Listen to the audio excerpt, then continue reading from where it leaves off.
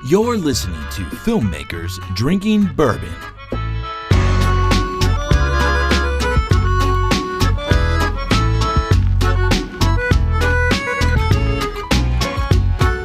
Hey, what's up, World Wide Web?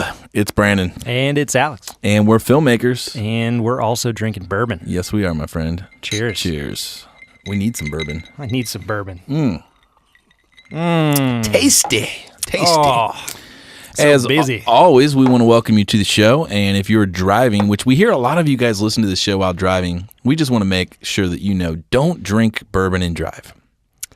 Unless you're a passenger in a state that allows your passengers to drink. Yeah, absolutely. Go for it. But don't, we're not condoning that. But we are having some wonderful Kentucky bourbon today, and it tastes wonderful. And you know what? We need this. It's been crazy. We have not even had a chance to call each other. We have not had a chance to post a new show. No. Last week was off. Yeah. We had an off week, which I know a few people, let's try that again. I know a few people were upset. Yeah, but it happens. It's the nature of the world, man. It's part of life. We're busy. Yeah. So we've been busy working, and so hopefully we'll get you guys caught up to speed with what's been going on in our worlds. And as always, we'd love to hear what's going on in your world. You can do that by joining the what? What can they join? I mean, they can join any of our social media channels. Yeah, that's right. Or there's a really, really special thing. That's right. Called Slack. Slack group, which continues to grow, and I love it when I get requests. I love seeing people's reels, and we get you guys on there, and great conversations. The community really has taken off. There's always something being talked about. Lately, it's been great. We've had a lot of people sharing kind of works in progress or projects from the past. Yeah, or saying, hey, here's my new reel. Give me some feedback before I put this out to the general public. Or questions. They're saying, hey, what do you guys think about this? Anybody shot with this? So it's been really cool. So go to fdbpodcast.com, click on the little hashtag symbol, track it down, fill out the form, send an email. Or just track us down and send us a message. Say, hey, dude, I want to join Slack. Sure. How do I get that email? So do that. Get on. We'd love to have you be a part of the group and watch that community grow. As always, follow us on Twitter and Instagram at FDB Podcast. Yeah. I was going to say .com, but I was like, no, it's fdbpodcast.com or at fdbpodcast. So yeah, that's it. That's on the front end. And just to get it out of the way, we always do this on the end of the show, but I want to do it on the front of the show before we get into the meat and potatoes. We're having meat and potatoes today? If you have not yet given us a written review and a rating on iTunes, we would really appreciate that. We're trying to get to 5 stars. Yeah, 5 stars for one, and then 2, No, that's it. That's all we need. Well, it'd be cool to have 70. 70 stars? 70 reviews. We're 70-star podcast. Yeah. So get on there, rate and review. We'd love a 5-star. We'd love to, hear a shout out from you guys and where you're listening. So that's always fun. Thank you so much. All right. Indeed. What have you been up to, man? Now to the meat and potatoes. Now here's the meat. What's going on, dude? I just got back from a really cool project that you can't talk about. And here we go. I can't talk about it. So, you were in Nashville, right? I was in Nashville. Awesome. Music City. You were right there. outside, actually. But working on a music-related project. Makes sense. With musical type of things. Exactly. So, probably some sort of a music video. Maybe. So that's fun. So, just in general terms, what were you throwing around? What kind of was it? Were you still with your fave, Arri Alexa? There was a thing that captures an image. Yeah. But you got to put a thing on the front of it in order for the image to be. We can be a little more specific than that, right? So what were you shooting on? Let's talk through the setup a little bit. That's probably all I can talk about is the gear. Yeah. So my favorite Alexa Mini. Man, you were just you should own one by now. I'm thinking about it. It might be a good investment at this point. But yeah, it was Alexa Mini, and then really, really, really, really old school glass anamorphics. Yeah, nice. So going back to the anamorphic, stretchy, weird world. Yeah, flary and goofy. I only shoot anamorphic now. I know. Now that you know what the difference is. Yeah, I have the Canon L series anamorphic. It's not even out. This haven't even been announced yet, man. Wow. You were just deep in that.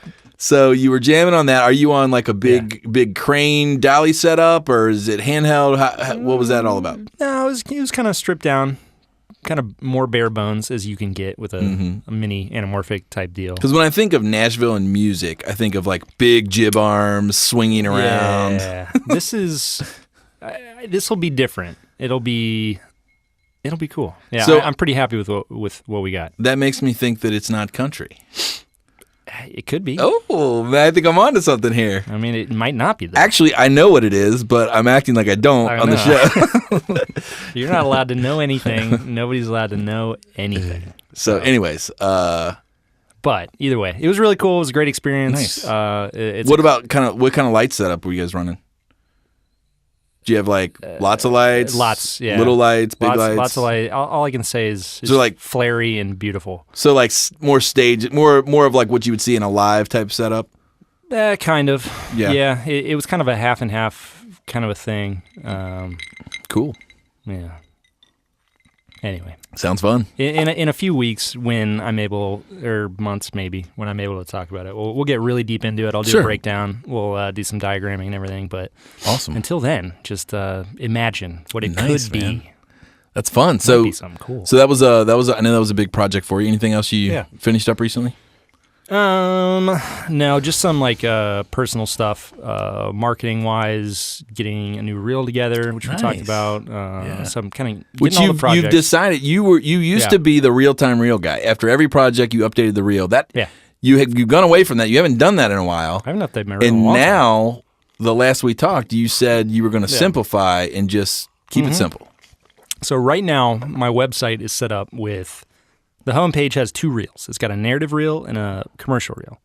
And then I've got a music video or a narrative page, music video page, a commercial page, an about page, and a contact page. Because you feel, is that because you want people to know that you have scope and diversity, or yes, and if they're looking at me for a specific project, say a commercial producer or whatever is looking at me for a commercial, I want them to be able to go to the commercial site or the commercial page and look at specifically like branded content. Yeah. But what I'm starting to realize is I don't really want them to do that. Sure. I want them to look at the whole scope of the work and see what could be applicable to this specific project. Yeah, you want them to want you. Yeah, and so by sectioning it off, I'm limiting what they draw from. Sure. Whereas like the narrative work may be more applicable. Yeah. So Kill Game may be the look that we need to achieve for a commercial project. Right. You know what I mean? Exactly. So my new goal is to make one reel, all-encompassing. That captures the essence of what it is that you do. Exactly. The whole breadth of everything. That's the point of a reel. Do like 90 seconds, short and sweet, keep them wanting more. Yeah. And then one single page of just work. Yeah. And I pick like my top 15, top 12 projects. Throw them in a grid. And that's it. Yeah. And then a about and contact page. I like it. Done. Cool, man. So that's on your to-do list. On my to-do list, in progress. Nice. I need to actually get a download link or link from you for the UC project. Yeah. Come talk. Schedule some time. Yeah. Schedule some time, so busy. and we'll see if we can work you in. Yeah. So you can pencil me into your schedule. But yeah, so that's next up, and just kind of reaching out to various markets and producers and whatnot. The grind, the hustle, work. Development. DP, nice, hustle, man. grind. Anyway, cool. What about you? You're like a madman. Yeah, there's busy things are happening all over. Yeah. So part of my role too, in addition to being a director, which is a very small part of my role, because the development of a project, pre-production, post, all that stuff is way more than just the 1 or 2 day or 3 day shoot that you're on, right? Yeah. So really, outside of being, quote, the director for the day or whatever, I'm really more of sort of directing the business as well, the business unit. So I'm overseeing a lot of things. I go to a lot of meetings. I answer a lot of emails. I go to a lot of new business development type pitches and meetings. So I'm kind of, the resident sales guy as well. Well, your number one job is to remain profitable, right? Yeah. So we're trying to make money, which it's been a great year so far. And so we've been really busy. The guys, Kyle, our lead designer, and Ryan, our senior motion designer, are just bananas with animation. Right now they're doing 6 explainer animations, all right around 90 seconds to 2 minutes. And they're all due by November 1st. Whoa.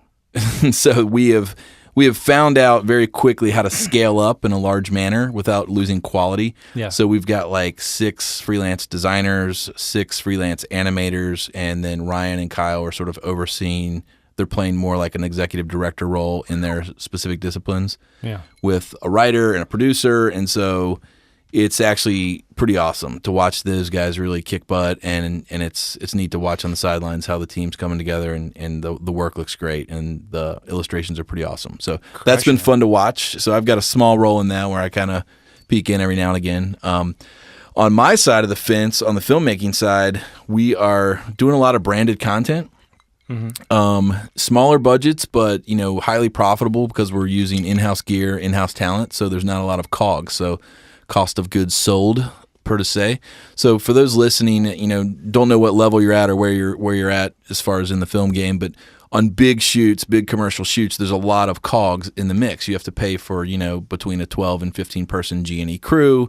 You've got hair, you've got makeup, you've got to feed everybody, you've got studios, you've got sets to build. So just for the sake of a number, let's say your budget's $100,000 for easy math. You might be spending $50,000 just to make the piece. Then you have $50,000 left for color grade, post-production, delivery, production fee. So most shops will put a production fee on the overall project. That could range anywhere from 10 to 30%. I've seen different ranges people will put on there.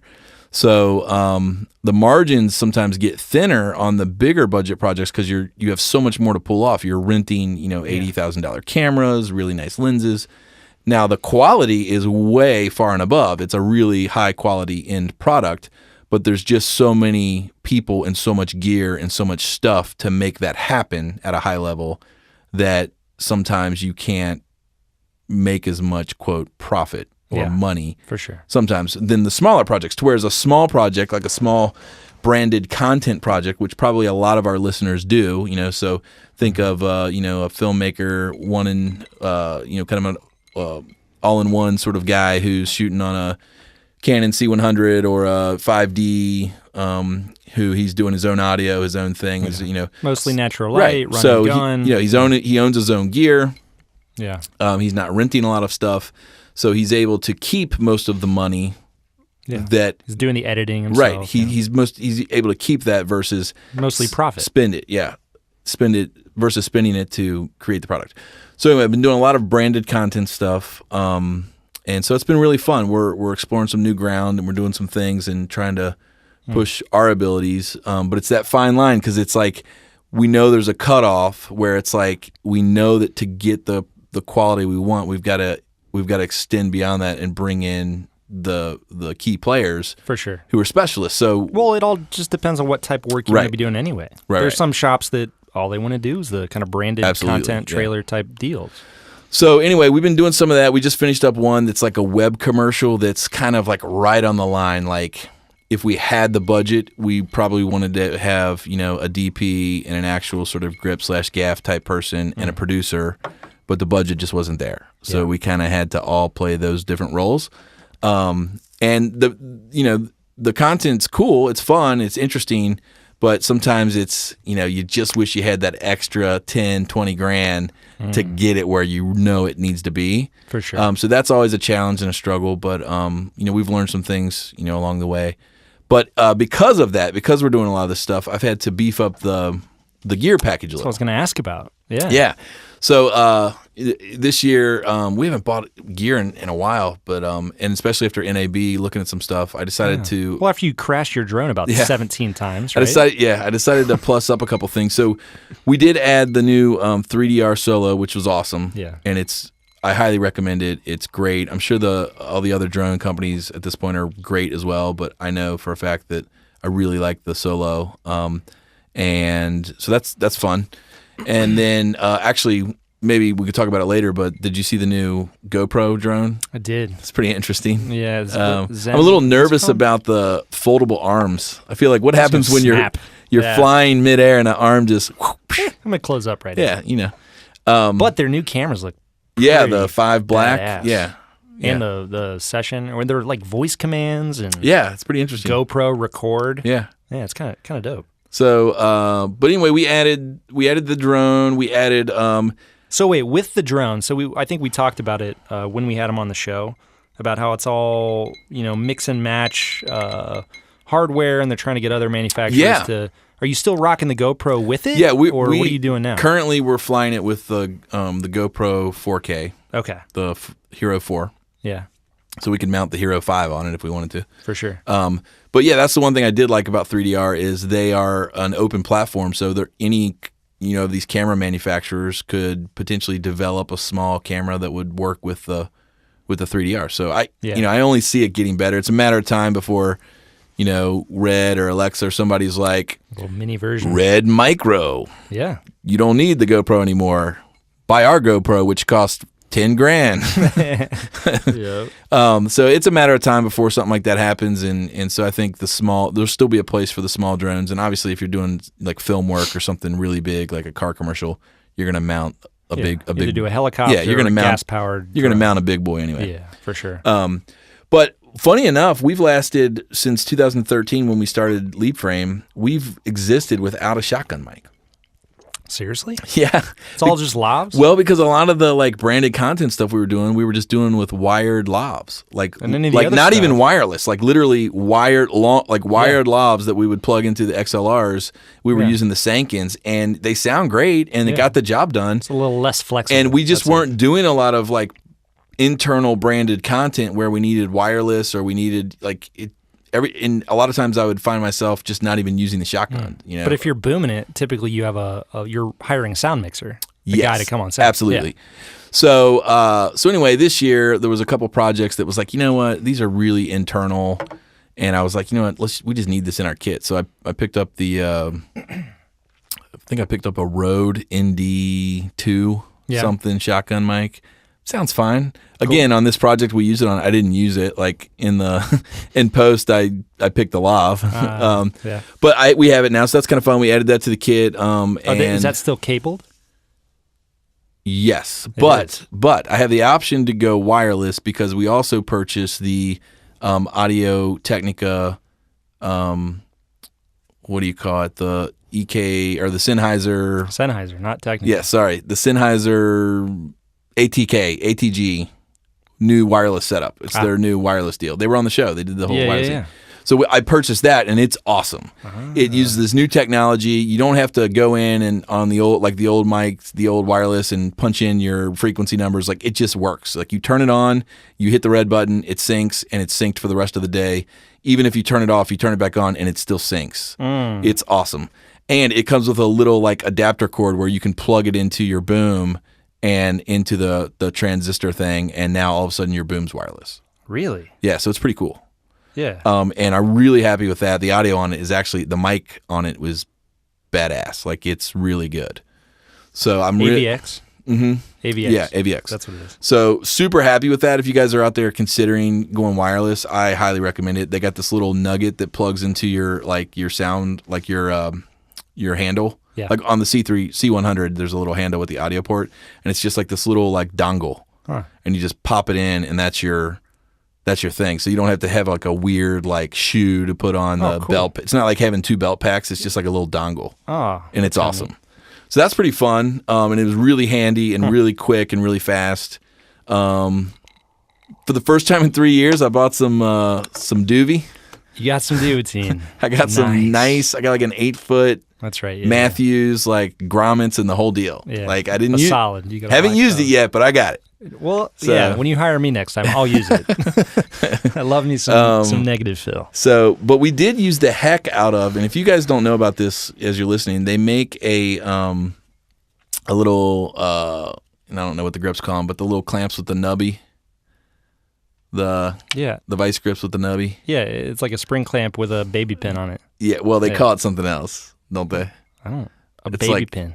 Okay. No, you're thinking. Something. I'm thinking that's an adapter. Something dirty. That's a junior to baby adapter. Yeah, okay. So anyway, that's what you're thinking. It's a little clip, the orange clips. Yes. Yeah. The spring clamp. Yes, a spring clamp with the nugget. with a baby pin.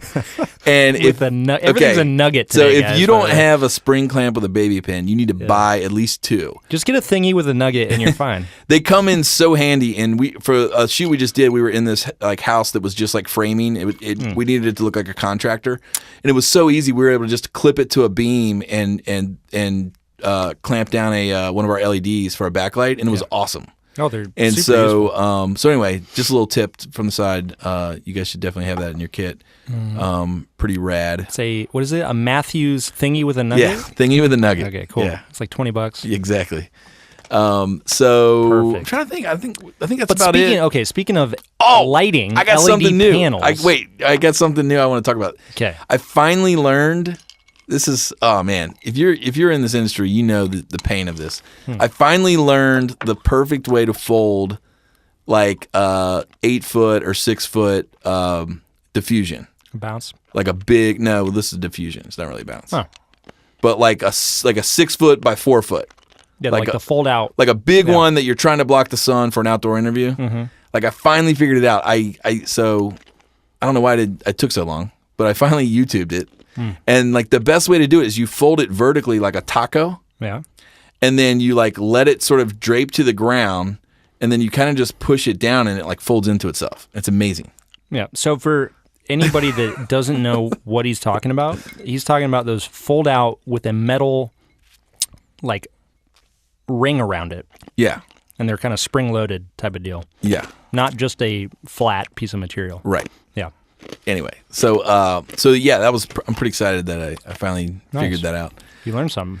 Yeah, you know what? Hey, I might have been around for a while. You can teach an old dog new tricks. That's right. Guys. Exactly. But the other thing that I got finally in the kit, and I just decided, you know what, it's nice to have different options. Is I went ahead and I sprung and I picked up the Cineo Maverick remote phosphor LED travel kit with V-mount batteries. Yep. And then I picked up, in addition with that, the Matchbox. The tiny one. Yes, the little guy that we gave away. Yeah. Not the matchstick. Not the matchstick. The Matchbox. So I don't have the Maverick yet, but for this last project we just did, I did have the Matchbox, and it is freaking awesome. Like, it's not just a toy. Like, it's not. It was bright. It's not just for like using in a car for a car light. Like, you can literally use it as like a backlight for like an interview setup. So in comparison, a lot of people I know use the 1x1 light panels. In comparison we have those too. To that, brighter. Really? I mean, per real estate, per capita. If you gaffed off a rectangle the size of the Matchbox and taped everything else off on the LED 1x1 panels, and blacked everything else out, it's like twice as bright. Wow. It's awesome. And better color rendition. Yeah, I think so. Yeah, absolutely. Yeah. Because I kind of did some tests and was looking, skin tones are great. Wow. And so yeah, absolutely. I think a great travel kit, and I can't wait till I get it, is going to be the Maverick with the Matchbox. So you key with the Maverick, and then whatchamacallit makes a big, softbox. Chimera. Yeah, Chimera makes a custom softbox for it. So that with the Matchbox's little backlight, done. Easy. Cool. Easy, quick little branded content interview setup. That's awesome, man. So, yeah, man, that's it. We got, that's the kind of thing I've been up to. I might be going to Mexico. In a matter of no time, Brandon's no longer going to need poor old Alex here. He's going to be running around with his little Matchboxes, Maverick, and his fold-out taco. Tell me one and his thingy with a nubbin. Tell me one major commercial or actual, like, this needs to be high quality value where I've ever not brought in the big guns. Never. That's right. That's the answer. Never. Yeah, that's what he says. You know what I mean? I always do it right. Yeah. But if the budget's not there, I'm just a big believer that if the budget's not there, you either have the budget or you don't. Oh, no doubt. Yeah. And if the budget's not there, you have to switch mindsets because at the end of the day, you have to be profitable. Bart, I think I struck a nerve, dude. He's getting angry. Sorry. Sips of bourbon, and he's back. Anyways. All right, cool. So you got some LED lights. You upped your kit. Yep. You're going to Mexico. Might be going to Mexico. Okay. What's this and why? Well, it's not one of those things that you can't quite talk about yet. So we met with a client, super excited. They're really cool. If you're listening, we liked you guys a lot. We hope you select us. But they were super cool, and we have an opportunity potentially to film in Mexico, which could be really cool. And it's some branded content stuff that's really getting into like the doc style stuff. This is what I love to do, Alex. Like, I know. I love to shoot like. I'm well aware. I like to look at real life and then like find a way to frame it that's like, wow, that's beautiful, And so I like to fake real life. yeah, exactly. And so one of the cool things is we've been able to lean on our internal team. So at the agency based in Louisville, one of our IT guys, Francisco, is fluent in Spanish. Me too. And he's also super creative. You can take me. Are you? No, you're not, you liar. And sure, yeah. his day rate's much cheaper. So anyway, it's pretty cool because we're able to lean on sort of our partner group and say, hey, can we pull him off to be a PA/translator? And the ownership was like, yeah, absolutely. So it's kind of cool. Oh, that's neat. Yeah. So anyway, it would be two-man crew, me, sort of producer, director, DP, and then editor. Francisco, editor, copywriter, and then operator, grip, sound man. Francisco would be sort of PA, grip, translator. Gotcha. Cool. So that's exciting. That'll be awesome. We'll see if that shakes out. But yeah. Like real Mexico, not like Cancun. No, like Guadalajara. Ooh, yeah, the good stuff. We'll see. All right. Here they make some of this drinkable stuff down there. Who knows? Yeah, bourbon. That's cool. So anyways, yeah, a lot of that going on, a lot of like bids, a lot of RFPs. We're redoing the Lead Frame website, which is looking pretty rad. We've got all new, I got a lot of stuff for you listeners.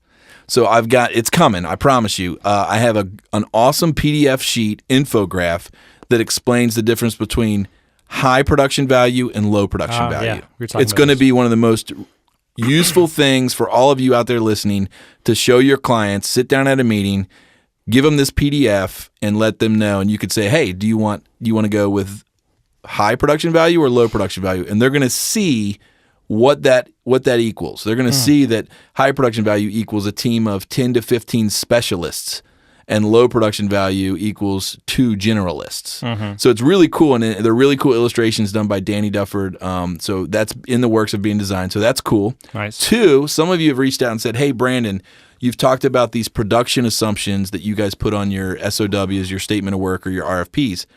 I'm going to share all of that stuff. Whoa. We're going to release it. You're just lifting the curtain. Yeah, we're going to release all that stuff. So, because here's what I think. I think a production community that's stronger is one that's more informed together and gets paid for what they're worth. Sure. So I want all the freelancers out there and other companies out there to hoist up the value and say, hey, be a freelancer, not a freeloader. That's right. This is to be able to say, hey, I deserve to get paid for this work and not to get taken advantage of when it comes to like rounds of changes and that sort of thing. So we're going to be releasing that and sharing that with you. So that's pretty cool. Mm-hmm. I think that's it for now. Nice. I'm a little amped up today. Dude, yeah. You got a bunch of stuff coming. Well, that's the cool part of being part of Slack, though. Is that you get access to all this stuff. It's kind of like our own little subscription behind-the-scenes service. Yeah, except it doesn't cost anything. It's free. Yeah. But you just have to contribute. Yeah. That's really all it is. So, anyway, man, I got more. There's all sorts of things. I mean, we'll keep going. We'll let you talk a little bit. But what have you been... I'm just here for the ride. Just like chilling. What have you been watching? What have I been watching? Well, speaking of watching, this since we're not live today, this show started a few minutes late. Just a few minutes. We're a few minutes behind. I had a TV delivered. Nice. I bought a new TV, like for the first time in a very, very long time. This is going in like a theater. No, setup? It's just in our living room. But like Best Buy was running a deal on a Vizio 4K 55-inch Get TV. It was like $4.99. Get it. It's like cheap for a 4K TV. So I picked it up. It got delivered a couple weeks ago. And I'm like lifting it out. I'm like, hey, Kristen, come help me. And I'm lifting up out of the thing. The screen's facing her. Getting ready to throw it up on the wall right above the mantle on the fireplace. And I lift it out of the box and her face just says, oh no. I'm like, what? Shattered. What? And she's like, it's not good. And so I flipped it around. Yeah, just spiderwebs. Oh, absolutely man. Shattered. And so I had to wait a couple weeks for them to get it replaced. Come back and exchange it. But we got it today. got it set up. The other day, I bought the Alien quadrilogy at Best Buy. Of course you did. So I'm probably going to watch Alien tonight in glorious high definition. Man. Yeah. That's amazing. But no, other than that, I haven't been watching a lot. Mainly just, trying to get the marketing stuff done, playing a few video games to relax. No movies. I watched, we watched Designated Survivor last night. Kiefer Sutherland. Oh, yeah. Is it good? Yeah. It was really good. It was pretty good. Yeah. What network's that for? ABC. They're hoping it's going to be there 24, right? Like it's going to resurrect him. Kind of. Yeah. But the whole premise is that during the State of the Union, one dude is like taken to a secure location just in case something were to happen to everybody because they gather in the Capitol. Yeah. And it gets hit and everyone dies and he becomes the president. Wow. Like it says it in the trailer, but that's what happens. And now you're like, oh, crap. So he's the one. This low-level totem pole dude is now the leader of the free world. But he's also Jack Bauer. Which means watch out. Crazy. But yeah, it was really good. That's awesome. So highly recommended. It's your typical kind of network fare. It's not too ballsy and it's not too gritty. Sure. But it's entertaining. I want him to be like when he's talking to like the SEAL team. Yeah. He's like, I'm just gonna do it myself. He's just like, I'm Jack Bauer. Oh wait, I'm. How many hours we got? Fine, we got 25. I can do it in 24. 24. And then his daughter comes in and she's like, "Oh, they kidnapped me." Wow. And then she like takes a sidebar to be like a stripper in that whatever that movie was. What? The Girl Next Door. Am I right? Bart knows. Sutherland's daughter? Yeah. From 24. Oh. Yeah. Not his actual daughter. I always hated that show. Like, I loved that show at first, but then I hated it because, like, she always got kidnapped. Like, every day she got kidnapped. And it was like, why do you keep getting kidnapped? Every day? Pretty much. Wow. But each season is one day. Right. That's what I'm saying. Yeah. So, anyways. Crazy. Yeah, I don't know. Guess what I did? I started my director's curation. So I kicked it off. Study. Kicked off my study. I've been telling everybody. I was inspired by the neighbor JP. He set out to do 100 movies in a year, and I thought, that's cool. That's admirable. I really like that. There's a commitment there, and I thought that'd be cool. But I'd really like to do that with like one director and sort of study their work, and then when I'm done with them, go to another director. Cool. So I kicked it off with Spike Lee.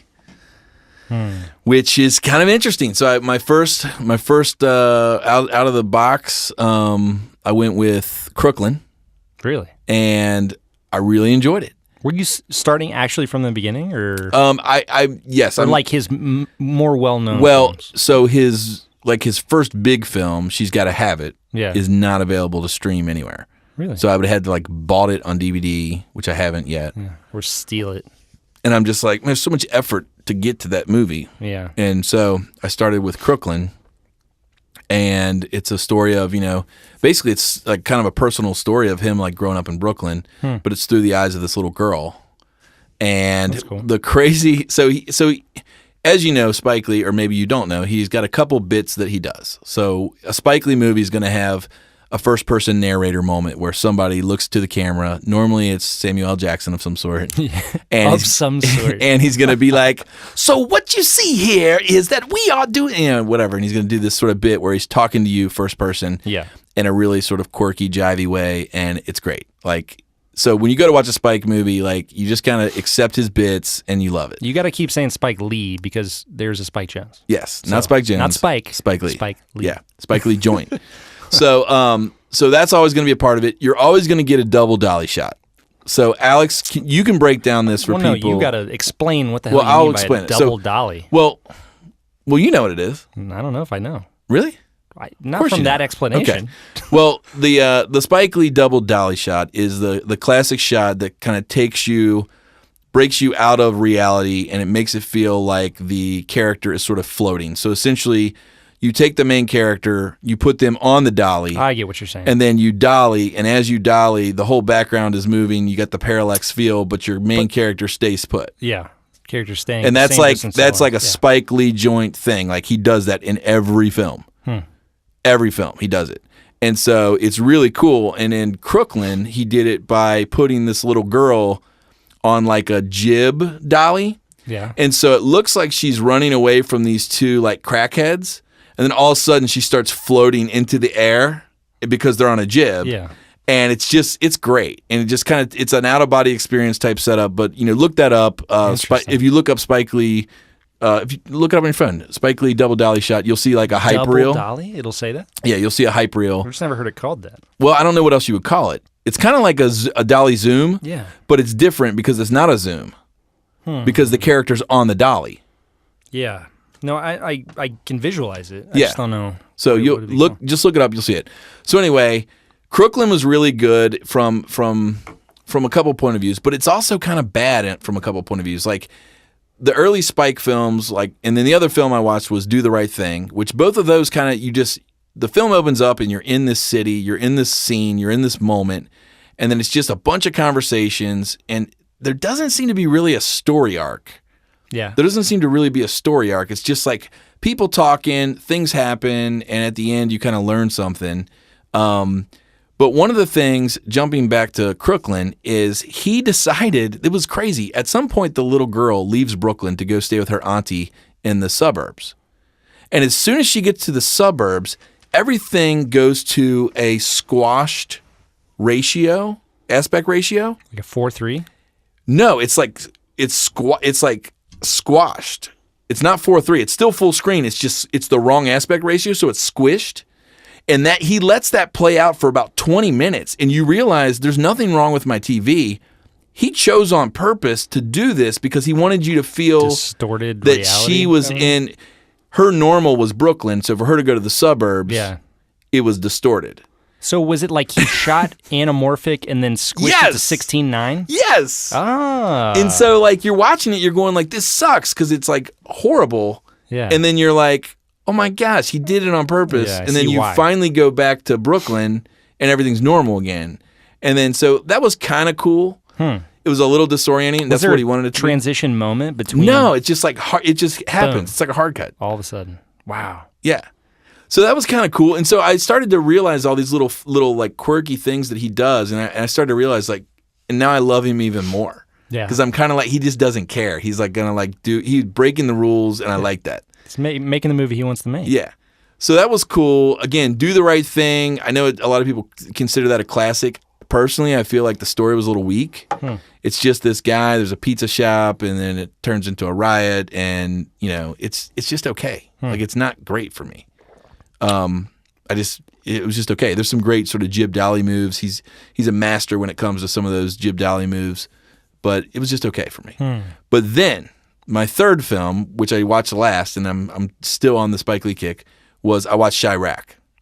But that's like out of order, though, right? Yeah, but after watching two old ones, I decided to jump to a new one. Okay, yeah. And I freaking loved it. Really? It's awesome. Same, does some of the same themes hold hold true? true? Still a Spike Lee joint. Yeah. You still get the double dolly shot. You still get a lot of his bits. The narrator and everything. You still get a lot of his bits, but it's a seasoned Spike Lee, and they are refined. And I think even more than any of his other films that I've seen, the story structure is really good. And so this one actually has a story arc. Yeah. And so if you haven't seen it, if you don't know about it, basically Chicago's riddled with guns and violence, and the women come together and they say, we're going to not put out, we're going to withhold sex from all our guys until they put down their guns. Yeah. And it's just really like, it's funny and quirky, but it's also a very powerful message, and there's just some great bits and scenes, a couple like musical sequences. And the thing that makes it really quirky, and I liked it, and I can see why maybe some people didn't like it, and I can see why the movie didn't get great reviews, but I thought it was brilliant. The whole movie rhymes. All the dialogue is rhyming. Seriously? Absolutely. Wow. It's awesome. So it's like, the opening scene, there's like this guy and this girl, and he's like, hey, girl, you walked into my world, da-da-da-da-da-da-da-da, girl. And then she's like, okay. And it's like everything is a rhyme. Wow. Like Maybe literally I'll see you another day. the Bye. entire film is a rhyme. Interesting. It's awesome. So I liked it. It's quirky, it's weird, it's fun, it makes a big political statement. It's total Spike Lee, and Samuel L. Jackson was phenomenal.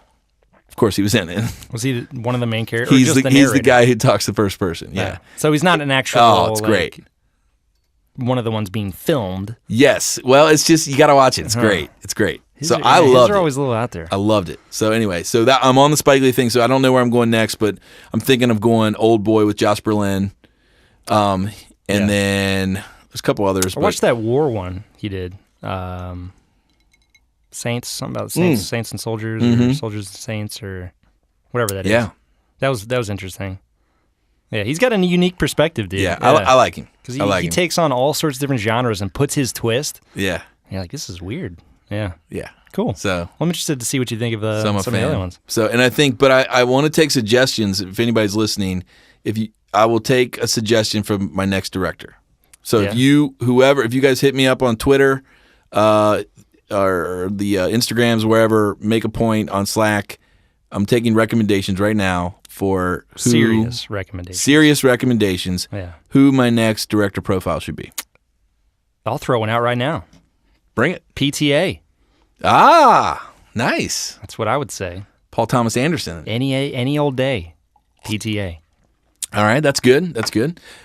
I don't know how I'm going to make this decision. Draw from a hat? I'm not sure how you should. You have that little picker program, right? Oh, yeah, a little picker. Little picker program. Nice. Yeah, let me plug it into my equation here. Oh, man.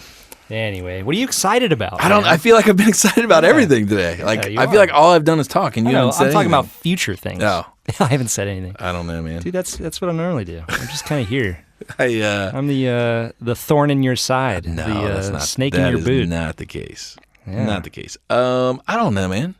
It's been a great year. We've been busy. It's been fun to watch you do all some really cool things. You got to shoot on a feature film, and out for a long time. We're all jamming and doing stuff, and it's just been fun. The guys here at Sound Images are slammed. I mean, they had. I don't know that I can say it, but they had like some A-list celebrities. Well, they posted it on their Instagram, yeah, right? Yeah, they had Colin Farrell. Yeah, he's in here doing like voiceover drops, and they've had a big old bushy beard. Yeah, so it's just been a good. It's been a good year for you, right, Bart? Bart's doing good. Yeah, he's happy. Look at him; he's a happy guy. Yeah, he looks happy. I think at some point though, we are trying to work in the talkback, right? We're trying to get the talkback right now in Studio B. We don't have the talkback connected to the recording. Yeah. But we want more Bart in the show. We do. More Bart. I feel like more Bart's a good thing. Yeah. All right. Anyways. Or we just have him on the show.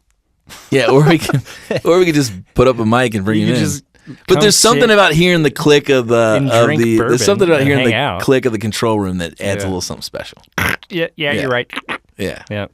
It's nice. Interesting. Well, hey. What about you? Are you excited about anything? The trailer's done. Yeah, the Kill Game trailer is colored. I like it. It looks good. Did you watch it? Yeah, we need to get the audio for it. Yeah, exactly. Yeah. You guys do the audio in there? You didn't mess with it. You didn't have time? No. They're working on the actual stuff. You guys are like cutting a record too, aren't you? Yeah. They're cutting somebody's record. I don't know who it is. But it sounded folky. Doesn't sound very constructive. Well, cutting it. It sounded whoever they're recording sounds folky. So I don't know who it is, but a folk artist. I'm sure it's cool. Interesting. Well, anyway, so the Kill Game trailer is colored. It looks done. It needs the sound done, and then we can put it out to everybody out there. Yeah. 2 years later, people can get excited about maybe watching the full thing. Yeah. That's awesome. So I'm excited about that. A few job prospects. Got a few music videos coming up. That's kind of my world, always. Music video world. You starting to get emails from NAB again? Yeah. I've gotten a couple. We're not going this year, are we? No. Yeah, no. That was crazy. Leave that to the professionals, dude. The one thing we learned, channels that know exactly how to cover that thing. There's actually podcasts that all they do is cover that thing. Exactly. Like News Shooter. Oh, yeah. And they'll bring like 5 dudes. They'll all go around. It's crazy. They have a list. We watched it happen. Of contacts. Yeah, we just, we were new. Yeah, we had didn't exactly no clue know what we what were was doing. going We on. tried. Yeah. I feel like we put out a good effort. Yeah, it was fun. Yeah. Get some interesting interviews where people are like, you're not on the list. You're supposed to schedule this like 8 months ago.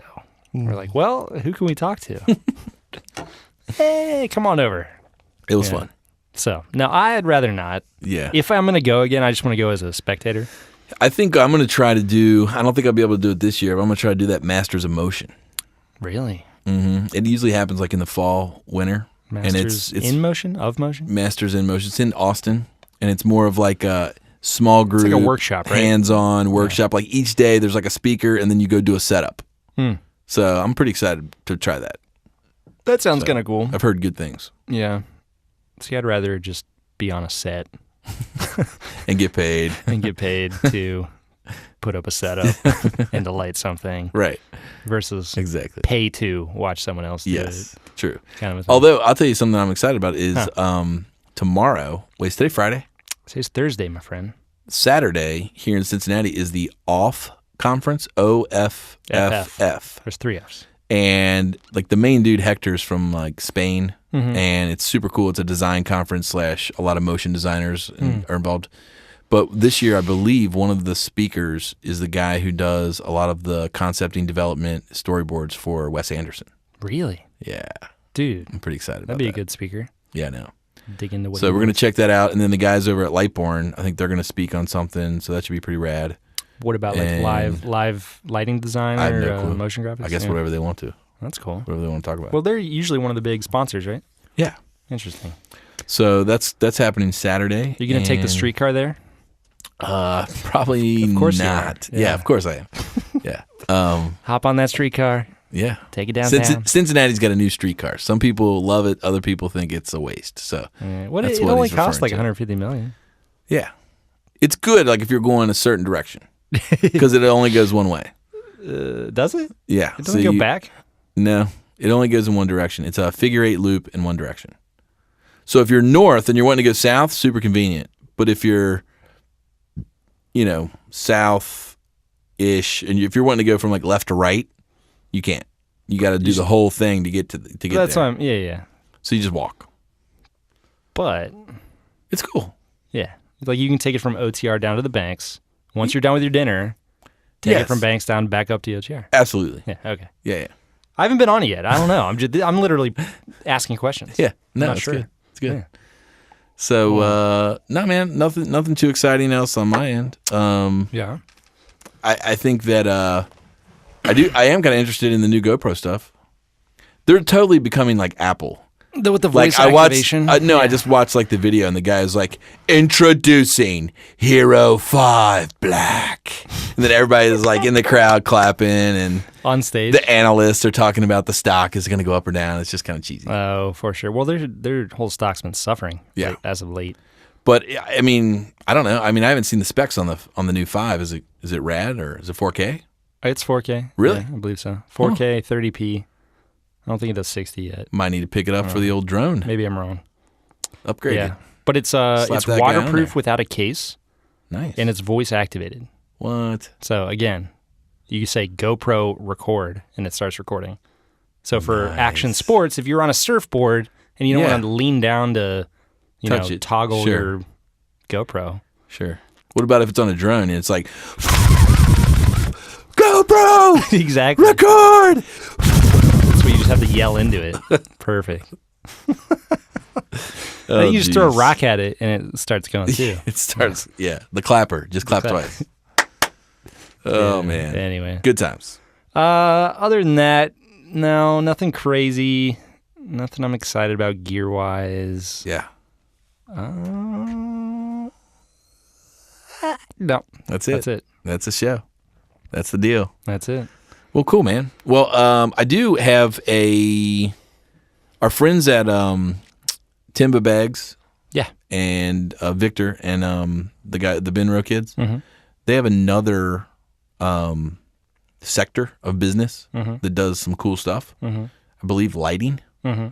And we're in talks right now, but they haven't told me they're interested in coming on the show again, and they have another pretty rad giveaway. Cool. So that's pretty fun. Oh, yeah. Then next month, we have a new sponsor. Yeah, I need to talk to you about that, too. So we've got options. Awesome. Yeah. So more cool stuff coming your guys' way. So it's been good to catch up with you guys. Hopefully you have continued to listen. If there's a week where we're not on, we've got plenty of content. There's over 60-something shows. Go back and listen to one of the old ones.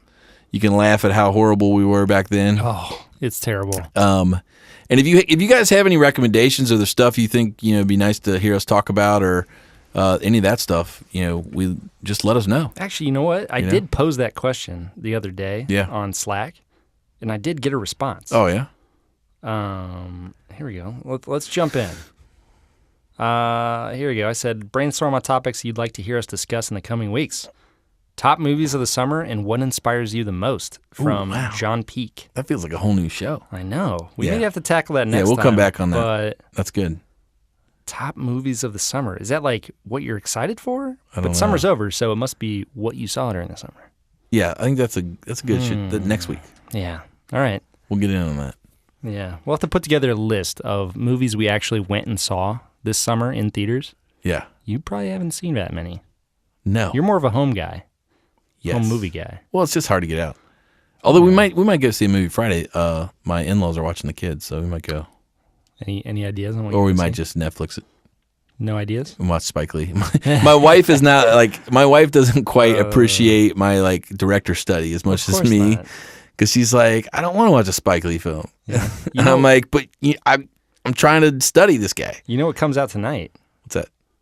The Magnificent Seven. Oh, I heard that's going to be good. With Chris Pratt. Yeah, and that could be cool. Yeah. I want to see that. I want to see Sully. Yeah, that looks good. Clint Eastwood movie. That looks good. I want to see the one with great. With Ryan Gosling and the cute redhead. Which one's that? La La Land. It's like a romantic comedy musical. Huh. I haven't heard about that. I want to see Snowden. I want to see that. I want to see how that turned out. I don't know. He might be crazy. Oliver Stone might be crazy. He might be. He's a total conspiracy theorist. Oh, yeah, of course. That's what makes it interesting. There is a movie at the theater right now called Hell or High Water. Yeah. Which I've not heard of, but it's got a 98% on Rotten Tomatoes. Starring Chris Pine. What about Human Centipede? Human Caterpillar, as you called it. How about that? Have you seen that? I've seen it. Oh, jeez. Have you seen two? Have you seen two? No. I had enough in the first one. One was enough for you. Yeah, one centipede. I didn't want the millipede. You did not need to go for another one. I'm interested to know if you're listening out there and you actually watched all three of those. There's 1, 2, three? and 3. I think there's 3. Really? Please let us know. I know one was called Final Sequence. Because first of all, I'm concerned for you. Second of all, I might have to alert the authorities. Really? Because it's bad. Anyways. Oh, God. Sewing people together. Oh, stop it. Anyways. All right. Hey, thanks, guys, so much for listening. It's been fun to catch up as always. And yes, sir. Mr. Elkins. Mr. Ferris. Cheers, buddy. Cheers.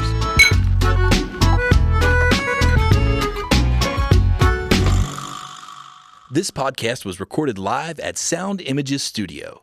Find out more at soundimages.com.